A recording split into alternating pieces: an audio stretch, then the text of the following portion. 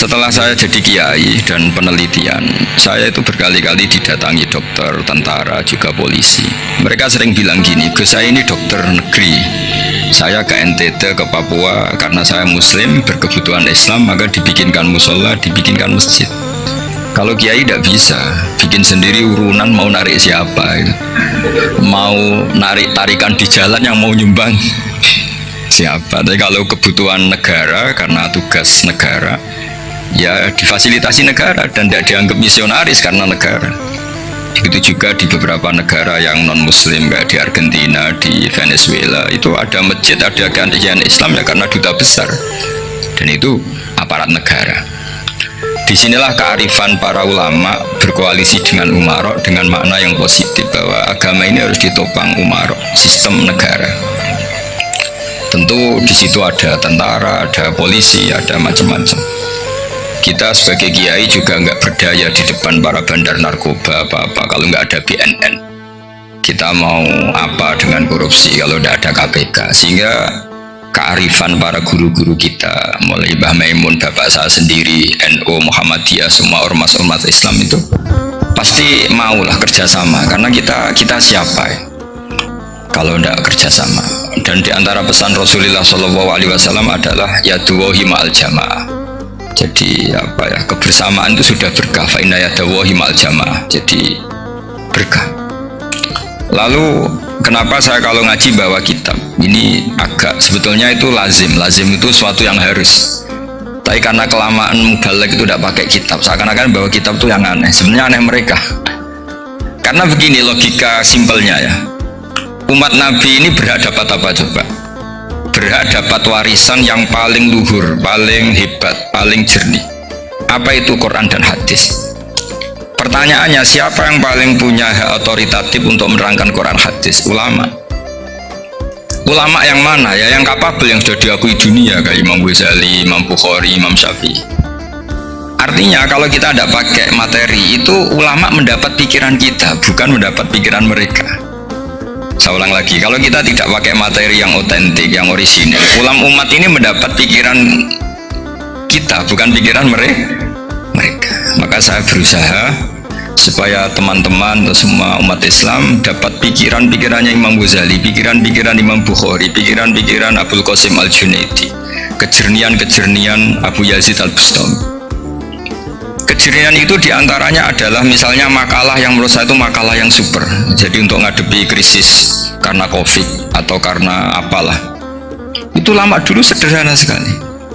Beliau punya rumus yang mungkin jarang didengungkan orang, tapi saya akan kampanye rumus ini. Al-istighna, hakikatul istighna itu adalah al-istighna anis syai' labihi. Jadi pemenuhan kebutuhan yang sebenarnya adalah kita berusaha menghindari sebanyak mungkin kebutuhan yang sekunder, yang nggak penting, bukan memenuhi semua yang kita inginkan. Jadi misalnya begini ya, kalau kita lapar, itu keinginan kita itu makan enak apa asal makan? Tentu jawabannya asal makan yang sehat. Tapi kalau nuruti nafsu kita, makannya yang enak, teman makannya enak, terus di warung yang favorit. Ini kan satu kebodohan. Kenapa untuk makan saja butuh definisi sekian banyak? Yang kita harus kecewa, warung favoritnya bisa sudah tutup, atau kita ke sana harus macet, ribet. Yang benar-benar arif dan bijaksana itu adalah al-istighna anis syai'. Sesuatu yang tidak mendesak itu jangan jadikan kebutuhan. Sehingga kalau kita puasa misalnya, semua makanan itu enak karena kita sangat lapar. Sehingga Abdul Qasim Al-Junaidi ketika ditanya, ma'idamu to'am, lauk makanan itu apa? Jawabannya lucu, alju, lapar. Kalau kamu lapar ya semuanya enak. Ini sudah mulai hilang. Kita bilang makan enak itu ya sate, ya gulai, ya pizza yang kita senang. Akhirnya apa? Untuk nikmati nikmatnya Allah itu kita jadi ribet. Apalagi yang orang-orang fasik harus ditemani perempuan yang tidak halal misalnya, atau harus ada ajudan, ribet. Nah pertanyaannya, orang yang ribet sama yang nggak ribet itu pinter mana? Pinter yang nggak ribet. Nah ini kearifan-kearifan yang mulai hilang.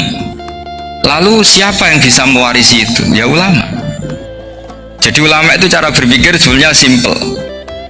Makanya mereka sering kalau tahajud itu, di antara makalah Sayyidina Ali paling terkenal, dan yang menjadikan beliau punya derajat yang luar biasa itu adalah kafani izzan antakuna li robban wa kafani fakhran an akuna laka abdan. Ya Allah, saya ini sudah begitu mulia, begitu terhormat dan sangat-sangat terhormat karena yang menjadi Tuhan itu Engkau.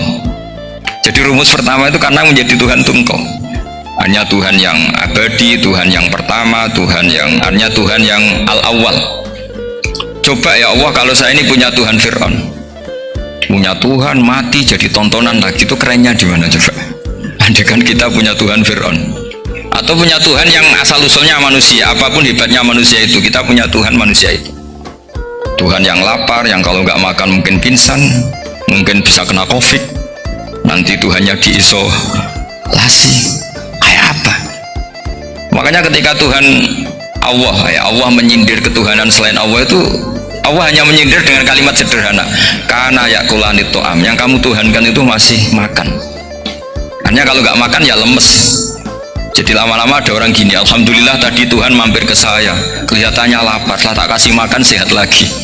Susah nggak punya Tuhan yang seperti itu. Beda dengan Tuhan kita, Tuhan yang nggak butuh makan, nggak butuh minum, al-qayyum, zat yang berdiri sendiri tanpa butuh yang lain, al-awwal. Sebelum ada langit bumi sudah ada Tuhan kita, yaitu Allah. Bandingkan dengan Tuhan-Tuhan yang dipertuhan yang lain, yang adanya setelah bumi, misalnya Fir'aun dan sebagainya. Sehingga Sayyidina Ali pertama jadi kebanggaan apa? Kafani izzan antakuna li robban. Saya ini keren betul karena punya Tuhan yaitu Engkau, Tuhan yang lahul asmaul husna, Tuhan yang semuanya punya kebaikan, punya keabadian, punya keagungan. Terus wa kafani fakhron an akuna laka abdan, dan saya bangga sekali karena saya menjadi hambamu. Kalau saya jadi hambanya Pak Rektor ribet kan, sudah tak hormati ternyata nanti tidak rektor, ya kan ribet kan. Terus pokoknya ribet, jadi budaknya manusia itu ribet. Makanya ada seorang wali datang ke temannya yang jadi presiden atau jadi raja, datang ke situ karena tidak punya uang, mau minta uang karena temannya raja. Setelah sampai sana ternyata temannya ini karena orang soleh pas berdoa, ya Allah saya minta ini, minta ini, minta ini. Terus si wali tadi pulang, kenapa kamu pulang? Ternyata dia sama, masih minta-minta kayak saya. Jadi sederhana dia, sama-sama minta, kamu minta zat yang kamu mintain katanya. Jadi dulu itu orang itu sebegitu dekat dengan Allah, sehingga si raja ini terus ketemu wali tadi, tanya, kenapa kamu menyepelekan saya padahal sekarang saya raja? Terus ditanya sama wali tadi, karena temannya, kalau kamu di padang pasir tidak bisa minum dan harus minum 1 gelas, dengan ongkos kamu harus mengasihkan semua kerajaan kamu demi minuman itu. Pilih mana, minuman apa tetap jadi raja? Ya saya milih bisa minum, saya tidak raja tetap hidup, tapi kalau nggak minum mati. Bagaimana Anda bangga dengan satu kerajaan sing la yusawi kak samain, yang tidak sama dengan segelas air? Jadi artinya terus mereka melihat jadi raja itu ya biasa, jadi presiden biasa, jadi rektor biasa, karena mereka biasa berlogika hakikatul izzah itu ya taqarrub ilallah, yang benar-benar terhormat itu ya dekat dengan Allah. Begitu seterusnya mereka bikin paradok-paradok yang aneh, tapi itu menjadi pelajaran. Bapak saya Ki Nur Salim itu senang baca anekdot Nasiruddin Koja. Itu kalau bikin orang-orang aneh, itu dia datang ke satu pesta pakai baju lusuh, pakai sarung lusuh atau celana lusuh, sama Sohibul Bed yang punya acara dibiarin. Setelah dibiarin dia pulang pakai jas, pakai dasi, pokoknya keren, dihormatin, pakai alpat, pokoknya dihormatin, silahkan. Pas dia disuruh minum, minumannya itu disokkan saja ke sakunya. Jas, kamu harus minum yang banyak karena kamu yang dihormati, bukan saya. Terus makanannya semuanya diletakkan di saku, ada nggak apa, ayo kamu makan yang banyak. Alpatnya juga gitu, dikasih sate apa, ayo kamu makan yang banyak. Mereka tidak melihat saya, melihat kamu. Akhirnya orang satu pesta itu istighfar semua, berarti kita ini salah. Terus dia pidato, kenapa kamu ngomong gitu? Tadi saya datang, orangnya sama, gara-gara beda pakaian penghormatannya beda. Berarti yang berhadapan makanan ini jasa ya, bukan saya.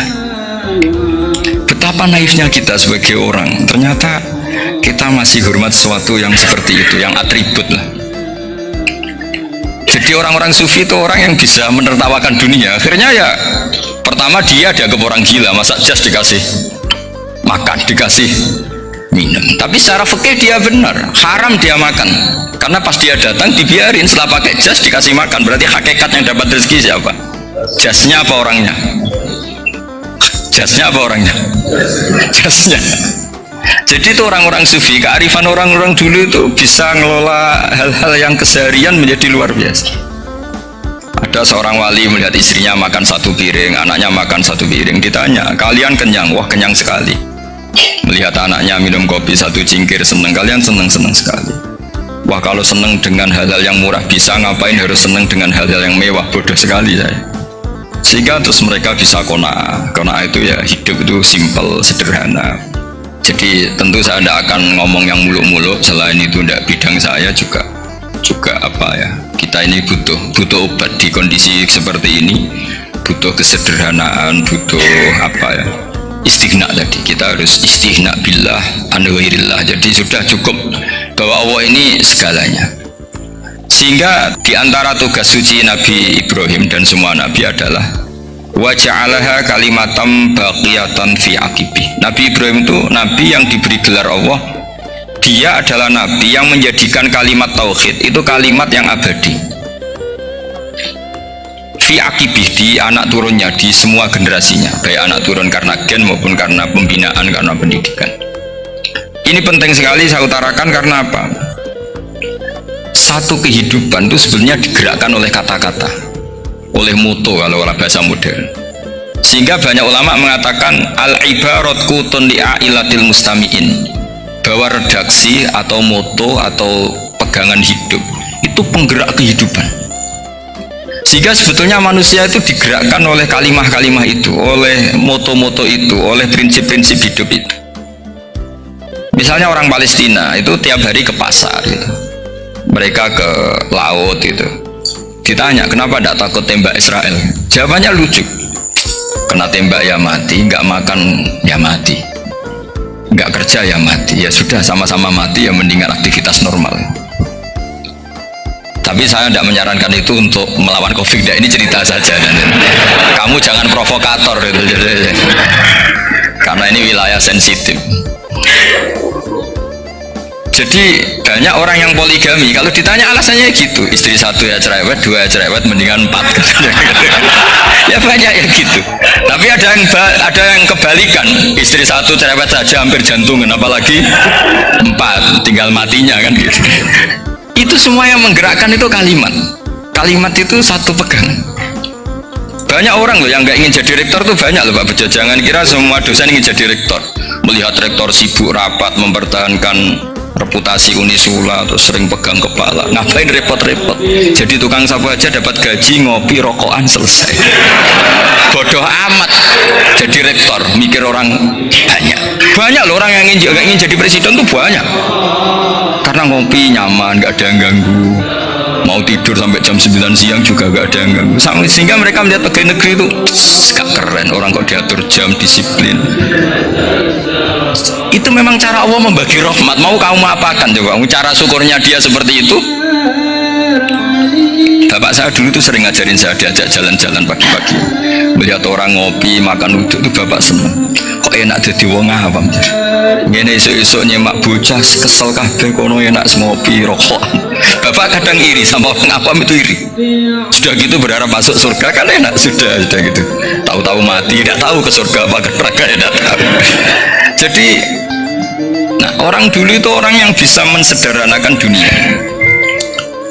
sehingga ya sudah cara bahagia. Makanya saya alhamdulillah saya ini kerjasama sama UII, sama beberapa kampus.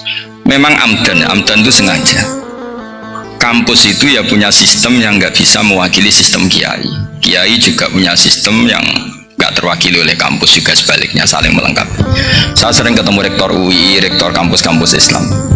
Mereka cerita, Gus, pendidikan pondok harusnya dimodernkan gini-gini. Saya bilang, kalau pondok modern kayak kampus itu nanti saya ketemu Allah tidak bisa jawab. Kenapa Gus? Saya beri contoh gini. Kalau misalnya perempuan perawan lah atau apa saja, namanya perempuan. mau tanya tentang menstruasi atau haid. Kalau semuanya sistem kampus, dia harus kuliah dulu, registrasi dulu, kuliah dulu, bayar dulu, dan dapat jawabannya nunggu mata kuliah pas itu.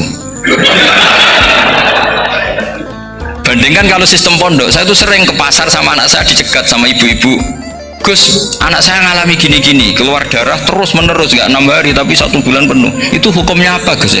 Nanti saya mau sowan ke jenengan. Nggak usah sowan, di sini aja. Ya sudah, sebelum mengeluarkan darah yang rutin seperti itu biasanya haidnya berapa hari? 6 hari, ya sudah ikut yang 6 hari, yang lainnya istighatsah. Ngoten tok Gus, ya udah. Begitu terus di masalah udhiyah. Ya coba kalau semuanya pakai sistem kampus, daftar dulu, bayar dulu. Jadi ini nggak ada jawabannya, nunggu mata kuliah itu baru dapat jawaban. Itu biasa nggak sholat bertahun-tahun karena belum ada jawaban tentang itu. Yaitu kalau misalnya orang mati, tahunya cara apa memulasara jenazah itu nunggu kuliah dulu, pas mata pelajaran itu dulu, baru menangani orang mati. Berarti orang mati itu tergeledak semua. Tapi kalau kiai kan enggak, kesini orang mati terbakar, kalau dimandiin malah badannya copot-copot, itu gimana hukumnya?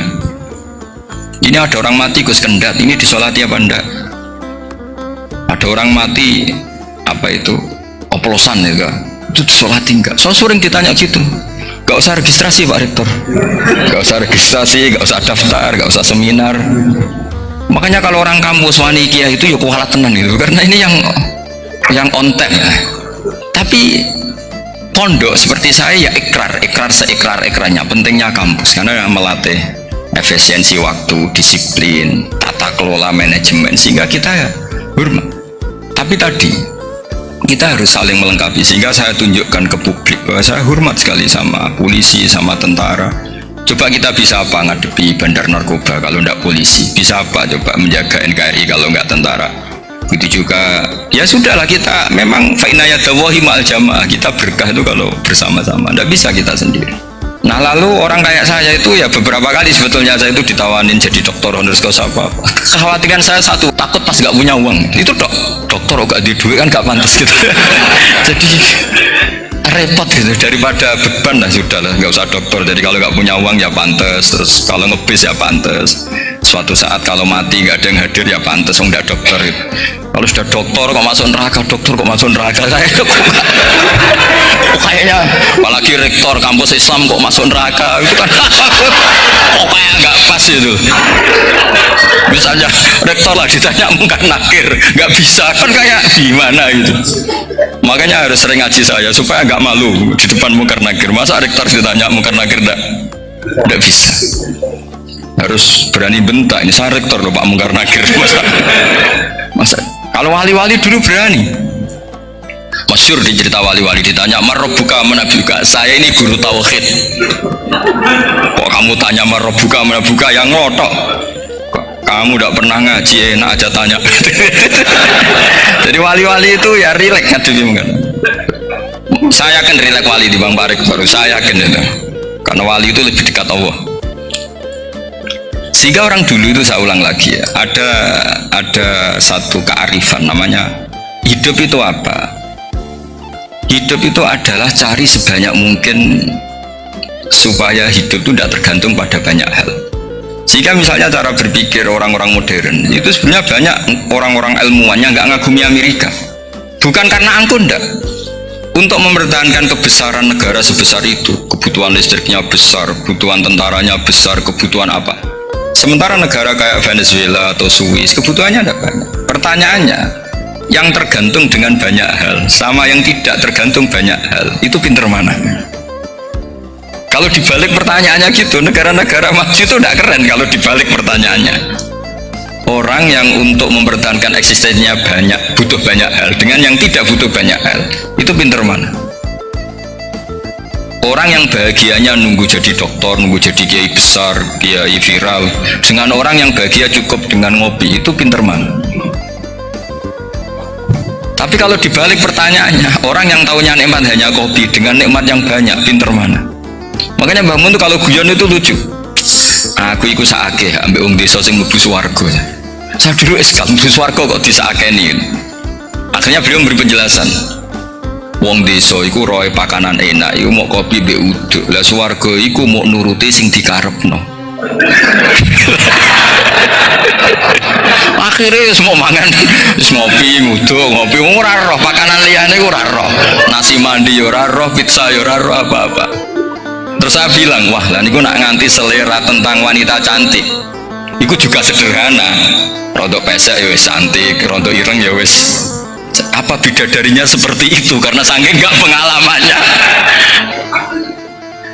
Jadi surga itu kan nuruti apa yang diinginkan. Kira-kira keinginan orang kampung kalau di surga itu apa coba? Makanan apa coba? Ya nggak senengnya ketemel gemblong itu. Nah, artinya malaikat lebih suka nangani surganya orang-orang kampung timbang Pak Rektor. Ini sudah ribet ini. Makanan apa saja sudah harus dicoba ya. Terus kalau di mall tahu orang macam-macam, seleranya macam-macam pasti. Enak mana kalau sampai jadi malaikat pelayan surga? Suka melayani orang kampung apa yang orang kota? Orang kampung kan?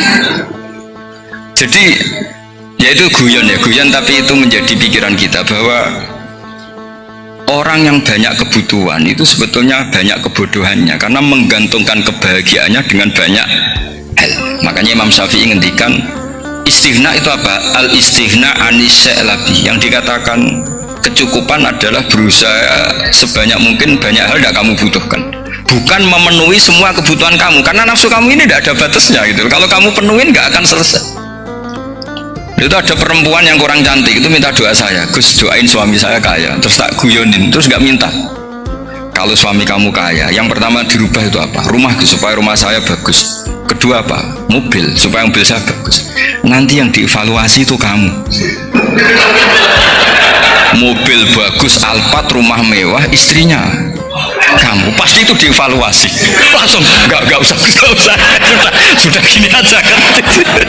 Jadi pertama yang dievaluasi itu kaya itu, coba kalau suami kaya itu yang dievaluasi pertama rumah ya, rumah ganti, setelah itu apa? Mobil. Kira-kira berikutnya akhirnya sudah bagus, nggak jadi. Nabi Ibrahim itu pernah minta umur panjang, keren umur panjang, sama Allah nggak dijawab. Datang orang tua gitu mertamu ke Nabi Ibrahim, terus disuguhi dikasih kurma. Apa itu kok kurma apa? Anggur yang sudah matang sekali, sudah dimakan. Setelah dimakan meler keluar lagi, dimakan lagi meler lagi. Terus Nabi Ibrahim masuk lagi ke kamar, ya Allah doanya tak cancel, nanti kalau saya tua kayak itu ya. Jadi Allah itu nggak jawab langsung tapi ngirimkan itu. Akhirnya ya Allah nggak jadi, nanti takut itu. Saya pernah ngalami jadi kiai tadi, ada ibu-ibu ya kurang ya nggak pati cantik lah, suaminya tuh miskin sekali, minta doa saya supaya kaya, bareng tak kasih pertimbangan itu udah nggak usah nggak jadi. Jadi itu kearifan. Tapi kearifan ini harus kita tanamkan. Saya nggak bisa membayangkan Indonesia yang besar ini andikan tidak ada kona'ah nerimo ing pantum. Coba sekarang ada COVID, andikan Indonesia tuh kayak Prancis. Saya beberapa kali punya tamu orang yang hidup lama di Prancis, bahkan dapat istri orang Prancis. Itu dulu nggak begitu mencintai Indonesia, tapi setelah di Prancis 2 tahun, wah Indonesia hebat. Di Prancis tuh kata dia kalau cerita, semua kebutuhan masyarakat itu dibebankan ke negara. Apa saja minta negara, apa saja nyoal negara. Sementara Indonesia, coba kalau Indonesia mengalami seperti ini kok tidak ada kona'an rimo ing pantum, bisa kios Indonesia. Orang miskin nyalahkan negara, kelaparan nyalahkan negara, apa saja. Tapi barokahnya dididik kiai jogeman nyalahno wong liya. Urip pun romo ing pantum, diame. Sampai gak ngerti kalau Covid. Banyak tuh orang-orang kampung itu, orang lugu-lugu itu. Mbah niki saking Covid, salam ning Covid, muga-muga umure panjang. Dikira Covid itu nama orang yang ahli sosial itu. Mbah niki dana saking Covid. Matur nuwun sampai no salamku, muga-muga umur panjang. Bingung kan yang nganterin ini. Ini gimana yang mau menjelaskan? Memang nggak paham. Ribet kan. Tapi saya pastikan bahwa dengan keadaan seperti ini kita bahagia, kita stabil, itu jelas barokahnya kalimat tadi, moto tadi atau pegangan hidup tadi. Makanya disebut al-ibarat qutun li'ailatil mustami'in, bahwa redaksi atau kata-kata atau pegangan atau filosofi hidup apalah namanya itu adalah penyemangat. Karena kata-kata ini memang luar biasa. Ketika sahabat perang demi kebenaran, zaman itu ya pasti benar karena yang dibela Nabi. Dulu itu kan enak zaman Nabi, yang dibela mesti benarnya, musuhnya mesti salahnya. Jika dulu itu memang harus tegas. Kalau sekarang mau tegas gimana? Yang kamu bela tidak mesti benar, musuhnya tidak mesti salah. Ribet kan kalau misalnya saya tukaran sama Pak Rektor, kamu mau bela mana kan bingung. Saya tidak mesti benar, saya ada Nabi. Pak Rektor apalagi nggak mesti benar lagi kan? Ribet kan? Jadi kalau kita mau perang sekarang itu mau pede gimana? Enggak. Makanya banyak ulama sekarang tuh mau tegas tuh nggak berani karena ya banyak hal yang abu-abu lah wilayahnya, misalnya pilihan presiden atau pilihan bupati, pilihan menteri. Kamu mati-matian bela itu, yang kamu bela ada mesti benar, musuh kamu tidak mesti salah. Misalnya pilihan bupati, wah ini kabupaten ini baik kalau bupatinya ini, yang satu bilang ini, terus tim suksesnya kamu tanya, kamu yakin? Ya ada juga. Nah kenapa semangat? Kan saya botohnya, paling alasannya ya itu aja, bukan yang lain. Beda dengan zaman Nabi, nabinya mesti benar, Abu Jahalnya mesti salah. Kan enak, aturan mainnya jelas. Singkat cerita, dalam orang itu banyak sahabat yang alami luka, ngalami apa gitu. Kemudian curhat ke Nabi, ya Nabi gara-gara derekan jenengan, ngikuti jenengan, saya harus ngalami seperti ini. Ngiranya orang itu diapresiasi sama Allah keluarnya, ternyata sama Allah nggak diapresiasi, malah diturunkan ayat intakunu ta'lamuna fa innahum ya'lamuna kama ta'lamun wa tarjuna minallah malah yarjun. Kalau kamu sakit karena perang, orang-orang kafir itu ya sakit, itu saja berani padahal demi kekafiran. Wa tarjuna minallah malah yarjun, padahal kamu punya nilai lebih, yaitu berharap kepada Allah yang mereka tidak punya. Saya jadi kiai itu ya kadang mangkel, karena yang benci ya benci, yang seneng itu ngel-ngel loh kayak Pak Bejo. Jadi semuanya ribet. Nah iya, yang benci ya ganggu, yang seneng ya ganggu, tambah nemen. Seribet. Tapi kalau sudah ingat bandar narkoba, mereka berhadapan dengan polisi, kadang ditembak karena kesalahannya terlalu fatal. Antar persaingan mereka juga bisa tembak-tembakan karena merebut pasar narkoba. Itu saja mereka berani. Kok kita yang jadi kiai kadang dicium tangannya, dihormati, gak berani, hanya takut apa ya, musibah-musibah kecil atau problem-problem kecil. Nah iya, kalau kita bandingannya gitu, kalau kamu mau tahajud kedinginan, itu masih nanti dihisab Allah itu gitu. Maling ayam itu keluar malam-malam hanya dapat ayam, itu gak takut dingin, ya gak takut digebuki masa. Kamu mau tahajud saja takut dingin. Makanya nanti hisabnya orang soleh itu nanti dijajarkan orang dolim, terus diperbandingkan. Wah itu habis kamu kalau itu. Jadi misalnya Unisula mau rapat, tapi ini malam, kalau malam dingin nanti sama masuk angin. Wah anak-anak pang di perapatan aja berani kamu. Kalau sudah perbandingannya gitu tuh ribet kita nanti. Makanya itu kalimat itu moto atau filosofi hidup, sehingga diulang lagi nasihat itu. Iyam saskum korhun fakodu masal koma korhum mislu. Kalau kamu kena luka, orang-orang yang nggak benar juga akan kena luka. Itu aja berani demi ketidakbenaran. Masa kamu demi kebenaran nggak berani? Akhirnya orang itu, yaitu kalimat itu heroik. Makanya kita ini penting ya, makanya tadi himne Unisula dimulai kalimat-kalimat thayyibah, karena kalimat ini yang menjaga kita. Kalimat ini misalnya tentang Tuhan, kenapa orang Islam imannya kokoh seperti ini, termasuk yang sudah hidup di Amerika, di Australia, di mana-mana, itu ya barokahnya ajaran atau barokahnya kalimah. Saya sebut kalimah saja pakai bahasa santri, karena la ilaha illallah itu dalam tradisi santri disebut kalimatu haqqin alaiha nahya wa alaiha namut wa alaiha nub'ats. Ada yang riwayat wa biha nub'ats insyaallah ta'ala minal aminin. Kenapa mereka di mana-mana, meskipun sekolah di Amerika, di Australia, bahkan di Uni Soviet tetap mukmin? Itu barokahnya ajaran yang benar. Allah itu siapa? Tuhan. Tuhan itu sifat dasarnya apa? Awal. Dia harus wujud awal sebelum makhluk yang lain. Sehingga ketika ada negara yang maju, yang tertib, manajemennya tertib, masyarakatnya makmur, tapi punya Tuhan yang tidak seperti itu, tidak awal, itu sudah gak nyaman. Karena ndaklah keren Tuhan saya, karena Tuhan saya itu al-awwal, zat yang pertama. Tuhan saya keren lah, zat yang gak mati, Tuhan yang gak mati, yang gak pernah ngalami kematian. Sehingga tontonan atau yang dilihat kenikmatan-kenikmatan yang lain ini tidak mengubah dia pendirian tentang Tuhan, karena mantapnya satu kalimat tadi, bahwa Tuhan itu ya harus satu, harus awal, harus tidak mati, tidak rusak, tidak ngalami apa-apa yang membahayakan. Sehingga ketika ditawarin Tuhan yang lain, meskipun menjanjikan secara finansial atau kemakmuran, mereka gak tertarik. Itu coba, itu barokahnya makmur apa barokahnya ajaran? Barokahnya ajaran. Sering negara Islam tuh kalah makmur dengan mereka, tapi barokahnya ajaran ini tetap apa?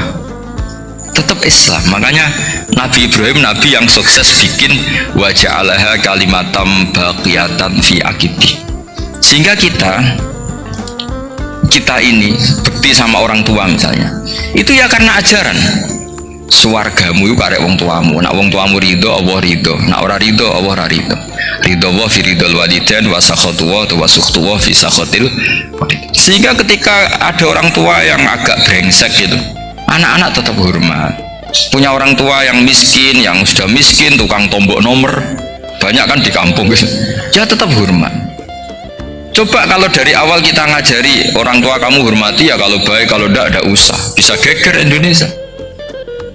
Tapi barokahnya ajaran-ajaran itu Indonesia tertib karena ada ajaran.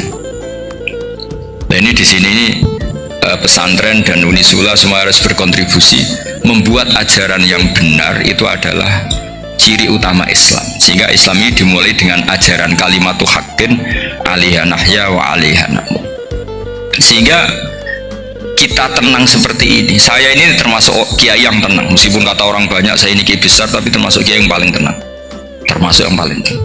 Karena saya ini pakai mazhab orang-orang hebat. Saya berkali-kali cerita, orang kayak Imam Syafi'i itu orang yang luar biasa. Saya berkali-kali cerita, orang yang tadi nyium tangan kamu ya Imam Syafi'i, di belakang tuh ngerasani kamu, menghujat kamu. Jawabannya enak saja, berarti saya alhamdulillah orang yang wibawa. Buktinya di depan saya nggak berani. Jadi enteng saja. Diceritain sebagian kampung, sebagian separuh dari warga kamu itu nggak suka kamu. Ya bagus lah nggak suka saya, nggak akan utang duit saya. Dimana-mana orang utang tuh karena teman dekat. Kalau nggak seneng pasti minimal nggak utang, nggak pinjem mobil, nggak pinjem apa. Berkah mana yang seneng sama yang gede? Jadi dianggap enteng saja. Semua yang dialamin dianggap enteng saja. Misalnya punya istri pemarah, ya baguslah marahin suami. Kalau marahin tonggo malah ribet. Jadi kamu harus terima kasih kalau dimarahin istri.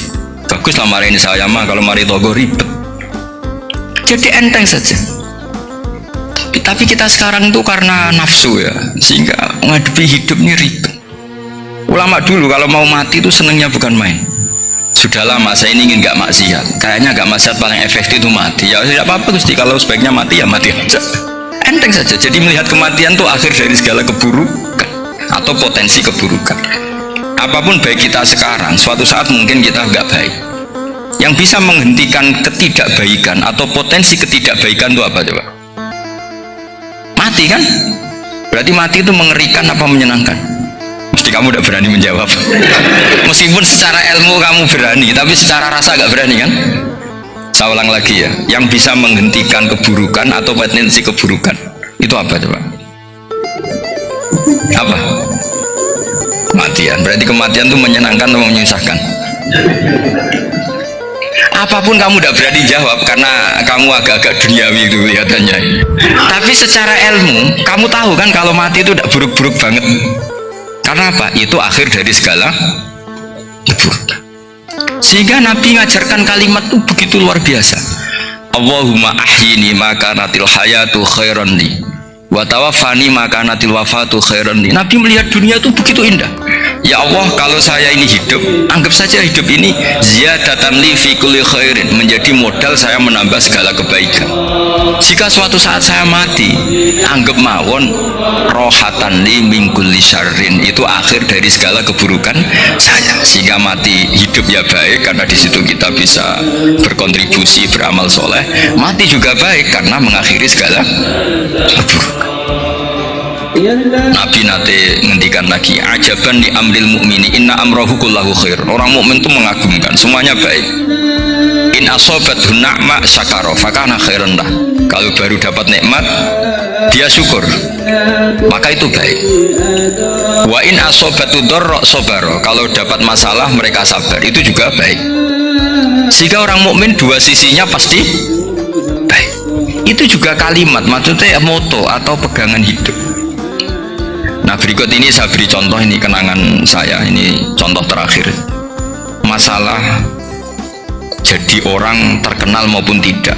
Di sini dicontohkan Imam Ghazali di halaman 367 di kitab saya 367, juznya 3 di kitab Ihya Ulumuddin. Di sini beliau cerita betapa untuk menjaga ikhlas sebaiknya orang itu tidak terkenal, tidak syuhrah, tidak terkenal. Oke, itu kita sepakat ya, karena kalau terkenal mungkin orang dipaksa publik dengan tanda kutip untuk selalu berbuat baik, tapi karena jaim lah, jaga image atau apa. Tapi ketika dibalik pertanyaannya, kamu rela yang terkenal itu orang nggak benar, sementara yang orang benar itu nggak terkenal, lalu masyarakat taunya yang tidak benar. Kalau pertanyaannya dibalik gitu, orang baik wajib terkenal enggak? Kalau pertanyaannya dibalik seperti itu, dokter yang benar tidak terkenal, yang malpraktek terkenal. Kamu ingin kondisi seperti itu? Gak ingin kan? Kampus yang bagus gak terkenal, kampus yang bagus gak terkenal, yang gak bagus.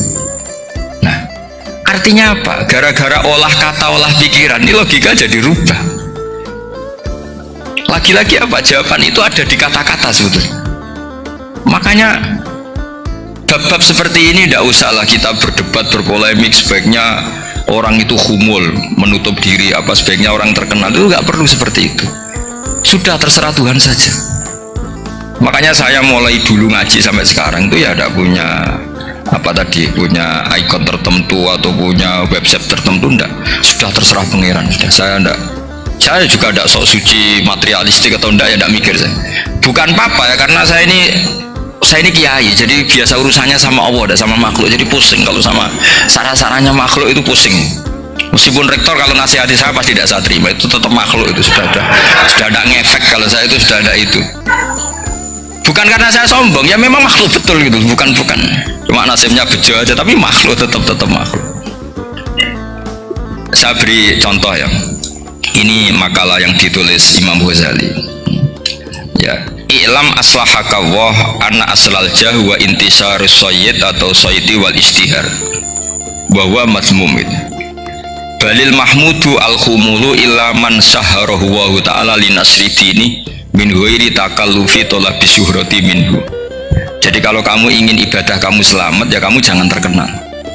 Tapi resikonya adalah kalau kebaikan itu tidak terkenal, maka gak dikenali. Kalau gak dikenali berarti masyarakat hanya punya percontohan yang tidak baik, karena yang baik tidak terkenal. Jadi itulah ulama-ulama dulu. Jadi apa-apa itu dibanding-bandingkan, kemudian nanti kelihatan jawabannya, itu kelihatan. Jadi ulama dulu itu biasa ngarang misalnya afatun nikah, sisi negatifnya nikah, harus ngurmat istri, harus macam-macam, kalau terlantar itu ya dosa. Seperti tadi Pak Marsudi cerita, kalau orang ngapalkan Quran itu takut lupa, kalau lupa itu jadi dosa. Pertanyaannya, kalau semua orang takut lupa, takut dosa, semua orang nggak hafal Quran karena potongan-potongan lupa. Cara berpikir tidak seperti itu. Kalau berpikir ya namanya hafalan, ya inginnya hafal, kan nggak ingin lupa. Nah nanti kalau takdirnya lupa karena hal-hal yang dimaklumi oleh syariat, itu nggak yang termasuk dosa. Yang dosa itu lupa tak diwiri udhrid syar'iyin, lupa yang tidak ada sebab yang apa syar'i. Tapi lupa bawaan EQ-nya tidak bagus, lupa bawaan sering dibentak, oh itu nggak masalah, karena bawaannya orang tertekan itu ya lupa. Coba kamu hafal Quran terus punya kredit jatuh tempo, pas hari itu aku yakin nggak cerdas sudah. bawaannya orang tertekan itu pasti lupa. Jadi ya saya teruskan ya. Jadi terus ada makalah yang sangat bagus sekali tentang itu, saya baca ya. Wa yadullu ala dzalika anna Allah azza wa jalla amaral anbiya'a bi idharil amali lil iktida wa khassahum bi mansibin nubuwah wa la yajuzu ayyudhanna bihim annahum khurrimu afdhalal amalin. Jadi orang yang terlalu mendewa-dewakan humul itu menutup diri. Oke, itu baik, karena dengan humul, dengan menutup diri Anda tidak ria, Anda tidak pamer. Tapi kata Imam Ghazali, kamu juga harus ingat, di antara syaratnya Nabi itu harus mengumumkan kalau beliau itu seorang Nabi, harus memaklumatkan kalau beliau seorang Nabi supaya bisa diikuti. Caranya sholat harus diumumkan, sehingga Nabi itu mengatakan harus jamaah. Karena dengan cara jamaah itu bisa shollu kama ra'aitumuni usolli. Coba kalau Nabi sholatnya nggak diperlihatkan, kamu harus sholat yang benar. Caranya gimana ya Rasulullah? Itu rahasia. Bingung nggak kira-kira? Bingung nggak? Ya misalnya amal rahasia selalu lebih baik. Terus ada pertanyaan, Nabi ngendikan kamu sholat yang benar. Caranya gimana Nabi? Ya itu rahasia. Terus gimana coba?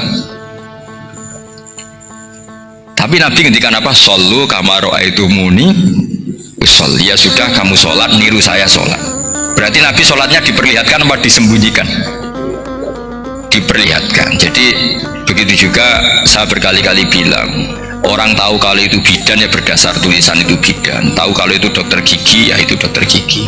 Jangan sampai gara-gara tidak ada tulisan mau beli alat bangunan di dokter gigi, mau periksa gigi di toko bangunan. Gara-gara apa? Nggak ada maklumat. Nah, di sini ulama-ulama selalu memaklumatkan dirinya, termasuk Imam Ghazali ketika ngarang kitab dinamai Ihya Ulumuddin, bahwa kitab ini bisa menghidupkan ilmu-ilmu agama yang mulai hilang. Begitu seterusnya. Jadi ini ngaji ya, jadi orang itu harus ngerti ya, jadi jangan nuruti emosi sendiri atau logika sendiri bahwa saya suka humul, ya monggo, agama Islam menyediakan sarana itu. Uzlah itu ya punya sisi kebaikannya sendiri, tapi syuhrah terkenal asal tidak nuruti nafsu juga punya sisi kebaikannya sendiri. Setidaknya umat ini punya satu master kebaikan yang mudah diakses. Tapi tadi saya ulang lagi, jangan karena hadun nafsi, jangan karena kepentingan pribadi. Makanya di sini disebutkan wa yadullu ala dzalika ala syuhrah anna wa ta'ala amaral anbiya bi dzaril amal lil iktida. Allah selalu memerintahkan para nabi kalau ngamal kebaikan ya harus dimunculkan supaya bisa ditiru. Yaitu tadi kita tidak bisa bayangkan kan kalau misalnya Nabi menyuruh kamu harus sholat yang benar, kemudian sholatnya Nabi sembunyi. Kalau ditanya, Nabi saya niru siapa? Wah itu rahasia, kamu nggak boleh lihat sholat saya, saat takut tidak ikhlas. Ribet kan? Sehingga jamaah itu statusnya tetap harus. Nah bedanya harus ini ulama berpendapat harus yang apa? Fardu kifayah. Tapi fardu itu maknanya harus. Tapi bukan berarti kalau nggak jamaah sholatnya nggak sah, nggak. Tetap, tapi statusnya jamaah tetap apa? Harus. Nah barokahnya harus ini orang yang baru sholatnya langsung bener karena ada yang diikutin. Coba kalau mantan dukun baru sholat terus sholat sendiri, itu mesti mirip mantra gitu. Karena dia tidak ada master percontohannya. Tapi barokahnya ada master. Orang paling bodoh pun kalau sholat ya bener, karena standar, ada komandonya, ada imamnya. Sehingga Imam Ahmad malah berpikir keras, syarat sahnya sholat itu harus jamaah. Cara pikirannya Imam Ahmad keras sekali beliau. Sehingga kalau orang sholat sendiri kok ada orang lain yang maunya berjamaah harus bayar, orang itu harus bayar demi sahnya sholat. Itu madzhabnya Imam Ahmad. Tapi kalau madzhab Syafi'i hanya mengatakan fardu kifayah, yang kalau satu komunitas. Jadi tak baca lagi biar dapat berkahnya Imam Ghazali, asirru afdalu minal alaniyati. Terus kata sebagian ulama, al alaniyah itu afdal minas sirri. Terus diperbandingkan baik yang mana amal dipertontonkan sama anda. Terus kata Imam Ghazali, kalau orang itu bisa jaga tidak ria, maka sebaiknya dipertontonkan, karena kebaikan harus yang muncul, bukan yang tidak baik yang muncul. Makanya ketika memaklumatkan diri sebagai ingin jadi generasi khairah ummah, itu kalau diterjemah itu kan wow, khairah ummah, umat terbaik, itu kan kayak agak angkuh. Tapi nggak apa-apa, itu nggak apa-apa. Masa kita kampanye siap degradasi moral kan ya lucu kan, masa jualan gitu kan ya lucu. Kita memang ingin mengkhidmati ummah, berbakti dengan umat, membantu supaya jadi generasi khairan apa? Tidak apa-apa, dimaklumatkan supaya dengan itu umat punya sarana. Oh kalau ingin jadi khairan ummah kuliah di sini, jangan lalu enggak gitu. Ya sama kita dokter, maklumatkan saja dokter gigi, dokter kandungan, dokter bedah, sehingga orang kalau mau bedah ya jangan ke dokter kandungan. Jadi barokahnya maklumat ya. Jadi saya mohon sekali ini, saya sendiri sebetulnya orang yang nggak siap terkenal sebetulnya, tapi ya sudah terserah Allah saja. Kalau itu cara Allah menyebar kebaikan, ya monggo. Pokoknya kita tawakal saja sama Allah Subhanahu wa Ta'ala. Ya saya kira demikian. Assalamualaikum warahmatullahi wabarakatuh. Ini ben sampean tambah seneng Kanjeng Nabi. Piye-piye saiki dunya iku ana kontrol hukume pangeran, mergo ajaran Kanjeng Nabi Muhammad sallallahu alaihi wasallam. Umpama ora, yo ngeri. Ya ngene wow, misalnya petinju adu manusa iku halal ta ora? Ya haram manusa kok didu. Tapi umpama ora ana ajarane Nabi, tinju iku piye? Wah, olahraga terbaik di dunia itu tinju loh cara pakar-pakar humanisme. Karena yang kalah pun dapat uang banyak. Oh, cara ke melarat kan dadi petinju langsung sugih. Misalnya sing menang 1 miliar, sing kalah kuwi cek 300 juta. Mulane olahraga terbaik di dunia itu mulai tinju. Perkara sing kalah lagi. Lah analisis gak nganggo hukum kan. Mana ono olahraga tinju kabeh wae, perkarane sing kalah pun ndok du. Anak do tinju ya kok penak. Cara ora haram santri kula takon tinju kok kalah lah mesti entuk. Yo jelas niku pancen aturane ngoten, sing menang sak mene sing kalah. Ya begitu semua. Kula nanti kadang mikir ya Allah. Sing darani apik iku napa ya ma hasanahu syar'u, yang dianggap baik oleh syariat itu dianggap baik. Tapi nanti hukum adat ila yaumil qiyamah itu seperti yang saya utarakan tadi. Mulane Allah akhirnya nggih contoh loro. Ana nabi saurip-uripe melarat, ya tetep nyembah pangeran, rupane Nabi Isa.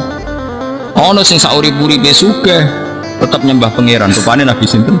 Sulaiman. Karena tadi umpama Nabi Sulaiman nyembah pangeran terus wong darani lancen awak ayem wis karek tinggal salat ngono.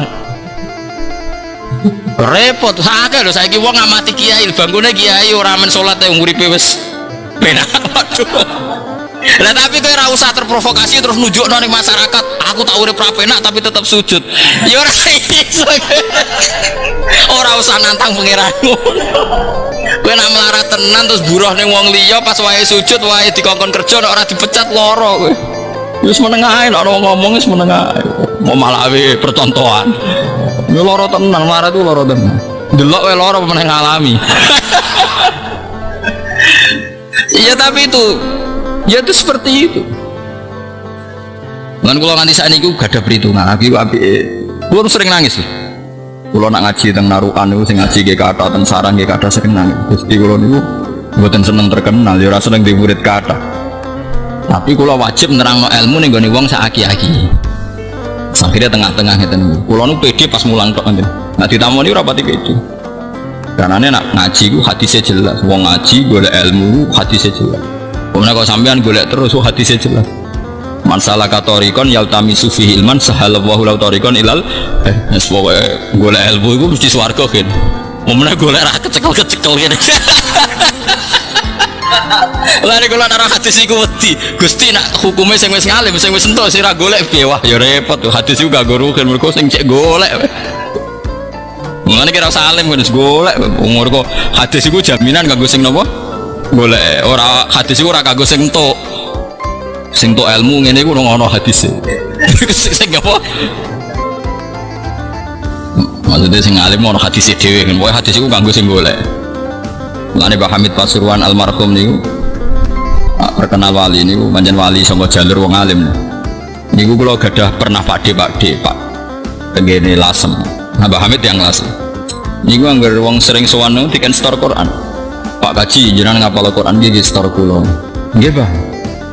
Nah, store sak juz mati, kadang ya telung juz mati.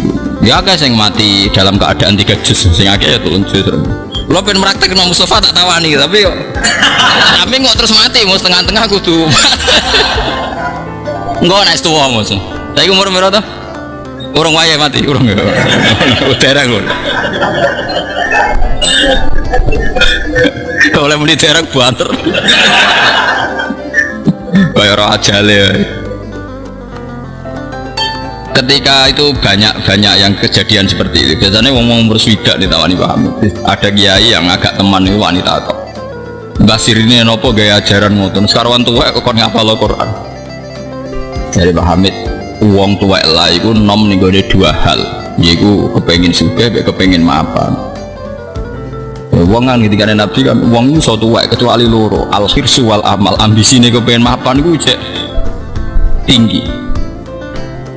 Nah, itu repot, mape mati, cita-citanya cek kepengen sugih. Berarti ditulis pengiran, hadza yamut iki mati, tapi cita-citanya kepengen sugih. Tapi nak takkan ngapal Quran kan statusnya itu iki mati dalam keadaan kepengen ngapal Quran. Jadi himah itu, ya itu melebu hadis man salah katorikon yaltamisu fi ilman sahalallahu lahu torikon ilal jannah. Jadi paham sang, jadi itu jenenge wali tenan. Jadi orang itu bikin solusi piye supaya status ruhin ora wong sing kepengen mapan, tapi kepengen sing ngapal Quran. Kon ngapal lo. Tapi nak saiki kan dene emosinya masih tinggi, kepengen naklokno dunia. Wah, betul. Soben kene umur apa? Umur sida dia. Sida enggak setor. Patang jus krungu kabar. Aku pas mati aku jenis yaltamisu fihi ilman. Yo ngono. Kula niku rada cocok. Lah nang apa lho abot wis ngaji ngene ae sang rahat ngaji nganti tuwa ngono ae. Soale cek golek napa? Mang luar biasa mau golek ilmu. Mergi niku wau sing iso jaga donya namung ilmune ulama. Iku kula rasakno tenan. Kula niku duwe kanca kathah sing kerja teng Korea, teng Taiwan, bahkan teng Amerika kuwatah rata-rata wong awam kan kerja kasar teng. Nak cerita kula nggih seneng tenan. Nate ngaji bapak seneng tenan. Kula nate teng Malaysia nilai santri-santri bapak sing kerja. Masa Gus alhamdulillah Gus baru kaya tau ngaji abe jenengan. Mriki wong edan kabeh ora edan kula tok. Perkarane. Lah piye? Perkarane kula isih salat terus liyane sedan kabeh ora ono sing salat. Iki gua ya dene yakin nak waras dhewe. Lu coba kalau dia kan tidak pernah ngaji, mungkin cara berpikir orang Indonesia aku pemalas. Kayak pakar-pakar jurnalistik, orang Indonesia itu pemalas. Gaya jalannya orang Indonesia dengan orang Singapura saja beda. Bakasannya kus. Lihat itu orang Indonesia, cara jalan beda. Jalannya para pemalas. Lihat jalannya orang Singapura, bergegas, dinamis, ngobel jadi. Wis ngono pokoke pikirane mergo jalan sing gas ngasih lo dhuwit sing lunglai. Tapi nak pikirane wong soleh kan ora. Suwe ra sujud elek udah kok repot wae gak sujud elek angel men. Penadi. Soalnya mau mikir bulat-bulat, soalnya gak wasjud ya ora wak tarik ngono wae, itu ya wasjud. Wis ngono, nyatane tenan, santri-santri sing teng Malaysia, teng Singapura, kerja-kerja untuk nak di duit yang ngirimi masjid setempat, pondok setempat. Ya eling ae dene. Dan dia tidak pernah bilang misalnya kampung halamannya lebih buruk, mereka wongnya dora tertib, gak dinamis, gak mobil ora. Pikirannya pokoknya luwih apik nyatane sujud. Yes ngono. Dak pikiran ini sudah mulai entek, mulane tak kampanye. Kowe lah ora tekem sudah kanut-kanut aku serah. Mulane tak lurusno, paham ya? Jadi ngaji iki dianggap ae obat, paham ya? Dianggap. Ben utekmu didelok pangeran bener. Pangeran mirsani utekmu ora orientasine dunia. Wong Kanjeng Nabi nak donga seperti Allahumma la tas'alid dunya akbaro hammina wala mablagha ilmina. Ya Allah, jangan sampai jadikan dunia ini inti dari ilmu saya. Pokoknya Nabi Yusuf umatnya sebenarnya itu menjadikan dunia itu dari dianggap apa intine. Sampai Nabi itu ngomara itu Allahumma la tas'alid dunya akbaro hammina wala mablagha ilmina. Jangan jadikan dunia ini orientasi saya atau menjadi ilmu terbaik. Itu kabeh-kabeh ukurannya apa? Ukurannya apa? Dunia. Jadi kalau uang soleh misalnya numpak mobil pikirannya numpak mobil Alphard orang maca bismillah, masya Allah ini kenal anak yang mau lali maca bismillah. Bon numpak sepeda elek baca bismillah, alhamdulillah cek baca apa bismillah ngono ae pikiran wong soleh pokoknya ngono. Pokoknya aneh jadi wong soleh kok aneh. Tapi ku mahallu nazarillah. Tapi wong soleh ngene iki mahallu nazarillah. Sing dadi pertimbangannya Allah mengabadikan dunia ora disiksa ya barokah pikiran-pikiran seperti itu. Malahnya Allah nggak dapat nyiksa satu kampung kok ana wong alim di kampung iki ora sida. Piye wong alim sing pikirane cek bener. Malahnya omahe wong alim ning dunia iku kaya lintang sing ning langit iki ning hadis qudsi. Malahnya omahe wong alim go titen-titenan ya. Ana alamate populer ning langit. Omamu ora populer. Gak ono catetane. Usem kabeh ora jelas. Paham, ini penting. Imam Malik terus cerita bahwa populer thalibul ilmi, ini cerita Imam Malik guru Imam Syafi'i itu nganti dekne ngalami Yahya bin Yahya itu akhirnya jadi murid para ke Imam Malik. Dekne ngalami wong ana cah nom mati, semua ulama sak Madinah delalah melok nyolati kabeh. Bahkan ulama sing kelas-kelas mujtahid niku nderek noto batane noto liyang lahate. Nah, terus suatu saat bocah niku mimpi ketemu wong soleh niku ditanya, apa yang kamu peroleh dari Allah? Dari barokah golek ilmu aku mbek nabi mau kacek tolong soft. Kacek tolong napa? Soft. Tolong soft itu sudah termasuk dia, berarti dengan nabi hanya 2 soft. Itu ada nabi, terus ada para sahabat, terus di belakangnya ada dia. Enggak hebat tenan. Nabi, terus sahabat, terus dia. Nah, itu pun ya berarti 3 itu termasuk dia. Di zamannya Nabi ini semua luar biasa. Mau barokah padahal dia golek ilmu urung kasil ngalim. Dia urung kasil napa? Nah, ini kalau waca terus akan. Terus kamu dapat fasilitas apa saja? A'tanillahu ta'ala bikulli babin ta'alamtuhu minal ilmi darajatan fil jannah. Saya dikasih Allah setiap bab yang saya pelajari minal ilmi, saya dikasih darajatan fil jannah. Ya contoh gampang ngeten nggih, misalnya Mustafa ngaji kula. Ngaji bab udhiyah atau bab dzabihah. Ngene lho mus carane nyembelih sing halal iku. Sing kepotong iku kudu wadijen ambek apa hulkum. Sing syarat wajib iku pokoknya apa mesti cara kene gurung ambek apa? Mana bahasa Arab roh, mana bahasa Jawa ini malah kan gulu itu cara fikih kan ada hulkum, wadijen, mari, terus gue tak warai lah, pokoknya yang wajib diketok iku iki. Barokah iku wong sak donya nak mangan pitik halal, mergo ana aturan apa penyembeli ya. Nak dagingnya kok halal, pantesnya mlebu swarga. Kok nak kok haram, pantesnya mlebu napa? Pantesnya mlebu napa? Setiap bab yang saya pelajari itu dadi darajatan fil. Misalnya nanti setelah sinau bab udhiyah atau bab dzabihah, sinau meneh misalnya bab zakat, dunia itu rawan subhat, mulane kudu dizakati. Ya jadi darajatan. Setiap bab yang saya pelajari itu dari darajatan fil jannah. Padahal kayak ngaji kula tok 11 tahun ku pirang bab wae. Wah sentok akeh wis napa? Cuma kelirune sampeyan ngaji urusan donya luwe akeh. Lah ngaji waras sak wulan pisan sing donya bedino. Lha iku mari perkara. Fa'atoni rabbi hatta balagtu ila darajati ahli ilmi. Akhirnya aku ning kono dikai pangeran nganti balagtu ila darajati ahli ilm. Ngeten nggih, kudu mau mentlok. Falam tabluh bi ad-darajat ila darajati ilm. Tapi aku kelasku keliruku iku aku ora nganti ngalim. Aku mau sinau urung bar wis mati, orang jus wae. Orang jus wis napa? Mati. Kena nganti 30 jus ora apa-apa kan dimulai saiki engko mati-mati bar piro? 30 apa? Yes. Kalau di santrine bapak niku tahlilan jejer kula. Jan santrine bapak riyen kula roh tenan radi candalem. Setor bapak namung 8 jus. Bariku jadi guru, jadi PNS, keluargane rodok dosen. Nggih, sering gejolokan. Ya tahlilan jejer kula. Maca akhir Baqarah cek tak oleh, maca kulhu tak bang. Aja maca kulhu. Tapi niku kulhu jus 30, setara jus 8.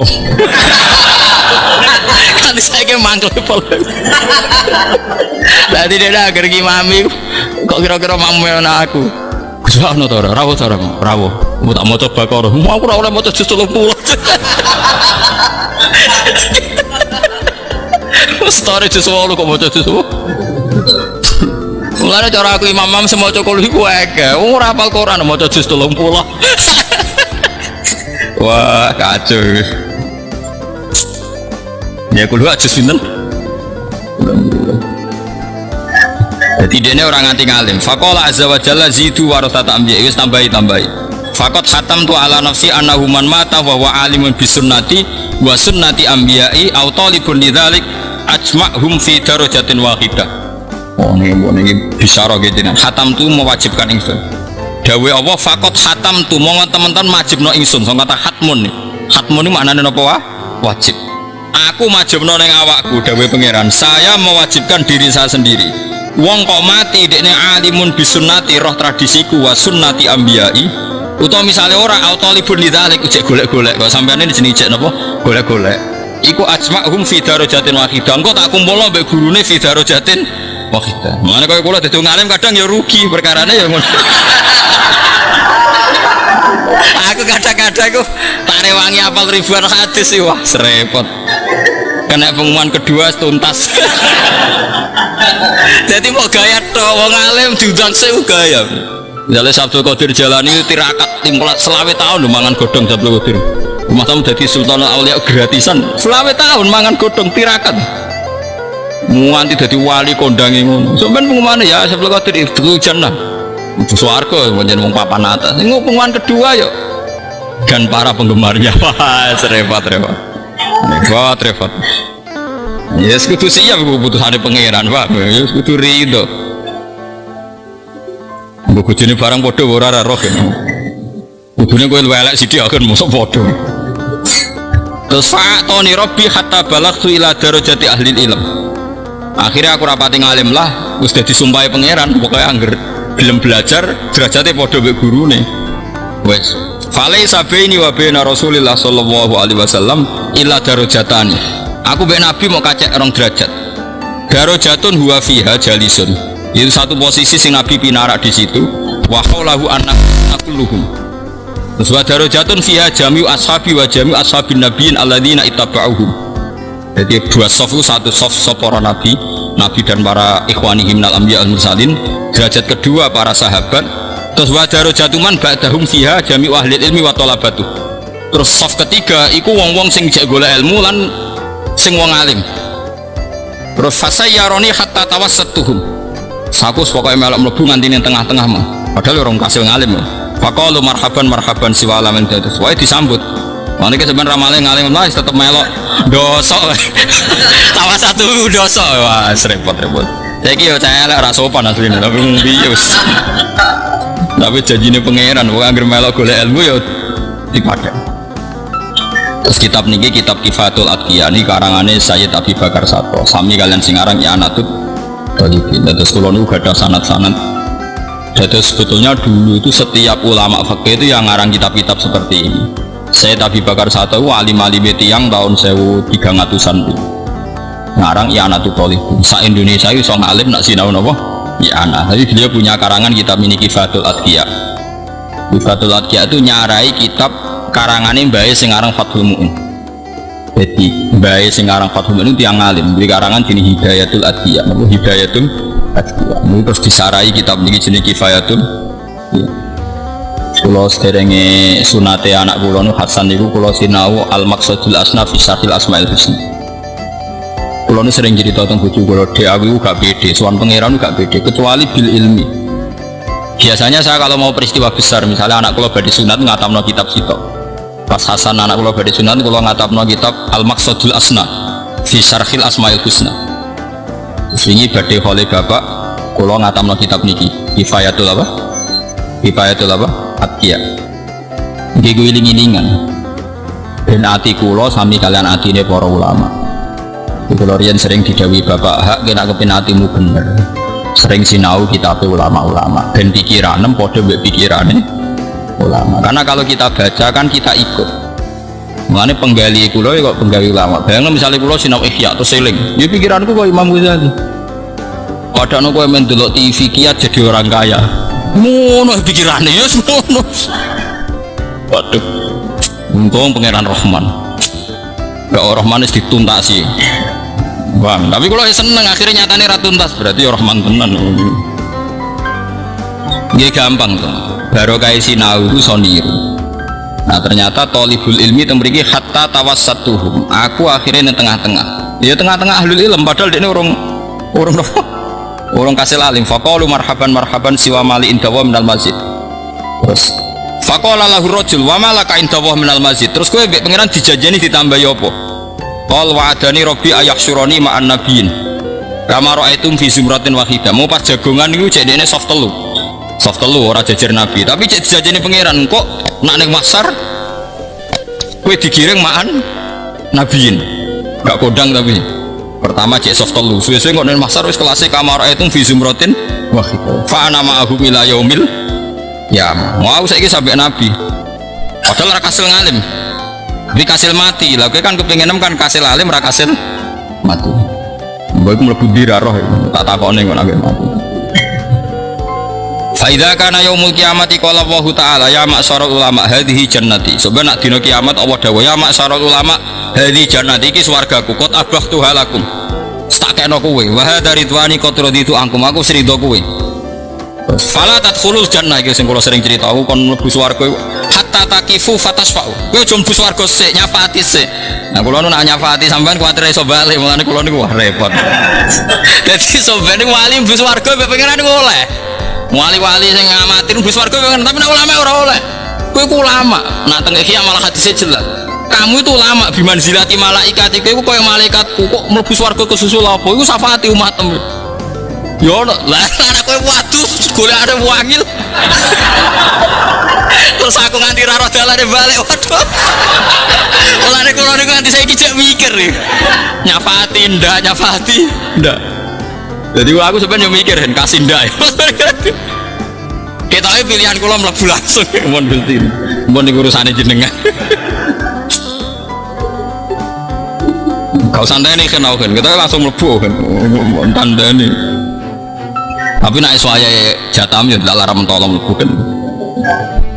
Jadi eling-eling dawuh Allah ning ulama ya masyarul ulama hadhi jannati qad abahtuha lakum wa hadza ridwani qad raditu ankum fala tadkhulul jannah hatta taqifu fatasfa'u terus fa'utitum masyitum wis kenyafati sapa terserah kowe.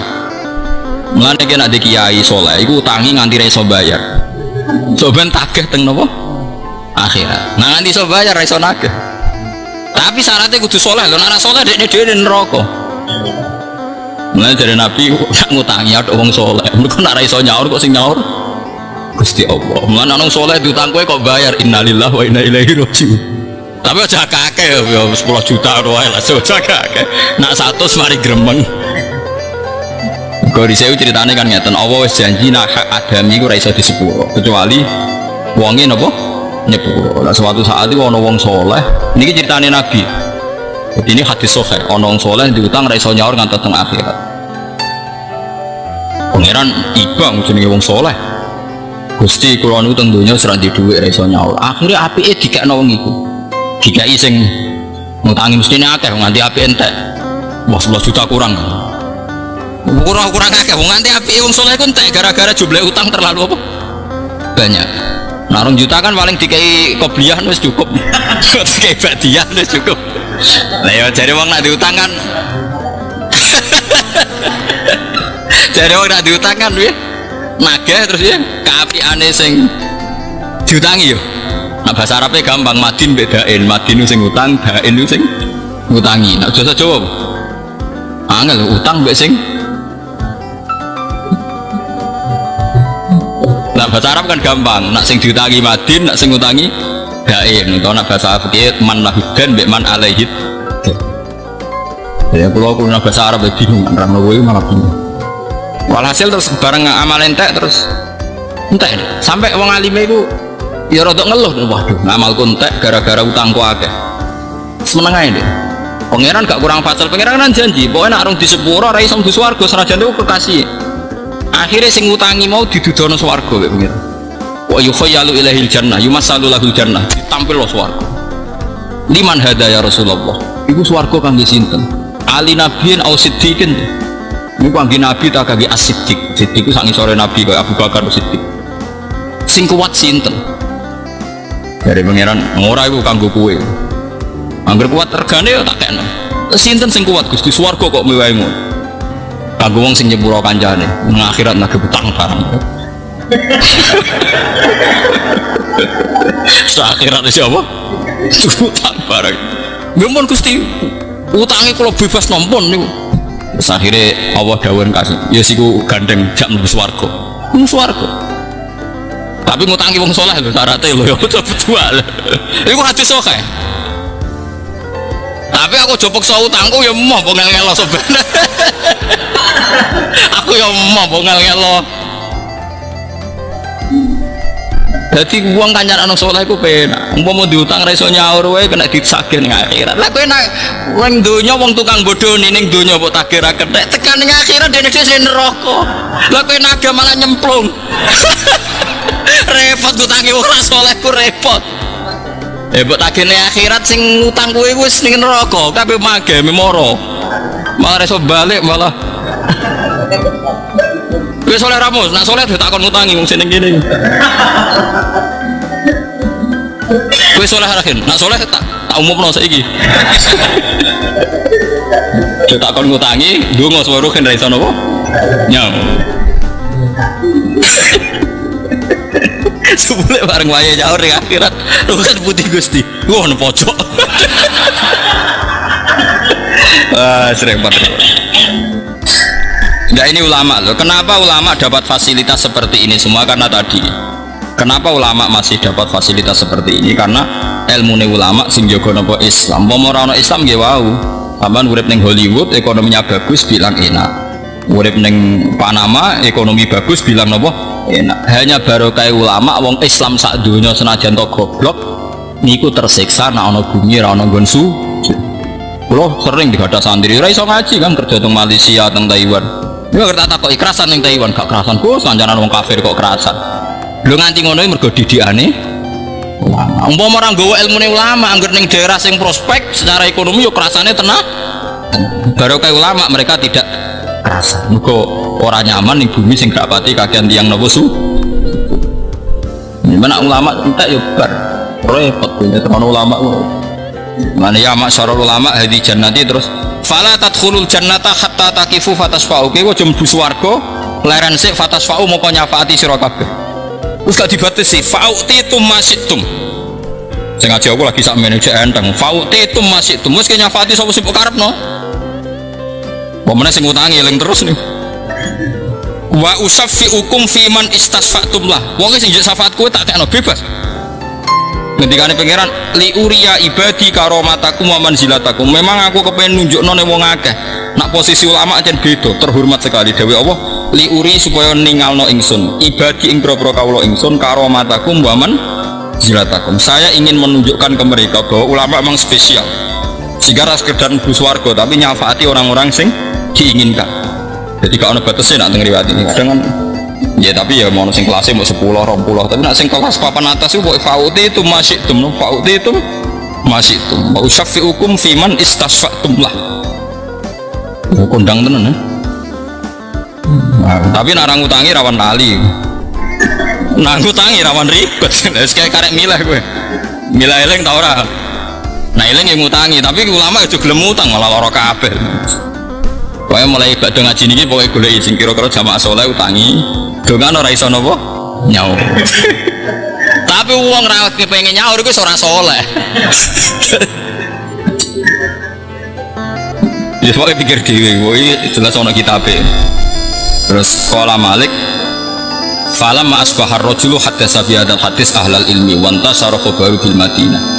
Sekolah Malik hadis itu terkenal sak Madinah ini Imam Malik ngejlok sampean. Setelah peristiwa ini terkenal karena bil Madinati aqwam bada'u ma'ana fi thalabil ilmi summa kafu dhisik kancaku ngaji ku ya akeh bareng rodok tuwek terus leren hatta sami'u hadal hadis terus do dengar hadis falaqat jauh ilaihi wa akhadhu bil jid dhisik kancaku ngaji ku akeh wis do males leren bareng krungu peristiwa iki langsung do ngaji meneh malah kita wacana sampean ben do ngaji meneh. Jadi orang Medina ya orang bosan barang. Jadi mulane bosan itu biasa ngaji prei ngaji.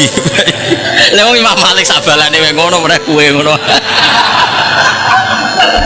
Mulane biasa dadi kiai koyo kula lagi bosan ya ben ra ngaji, engko ra kumat meneh ngaji meneh. Engko ilang meneh, engko ya ngaji meneh. Ora usah mbok pikir wis ben. Jadi kana bil Madinati aqwamun bada'u ma'ana fi thalabil ilm summa kafu. Banyak di Medina orang nyari ilmu bareng aku terus leren hatta sami'u hadzal hati. Barang krungu falakot rajau ilai saiki do balik ngaji wa khadu biljid wa hum al yauma min ulamai baladi. Terus Imam Malik ngendikan ini ya Yahya judda fi hadal amri. Judda tenanono sira fi hadal amri ing dalam ikilah golek ilmu. Mau alam itu terus ngiling-ngilingan hadis terutama sing kula wacana wae. Ad-dunya mal'unatun mal'unun ma fiha illa aliman au muta'al. Kula suwun niku piye-piye barokah ilmu niku saiki jek ana hukum halal haram. Wis arung iso nglakoni lah, sing penting jek ana hukum halal haram.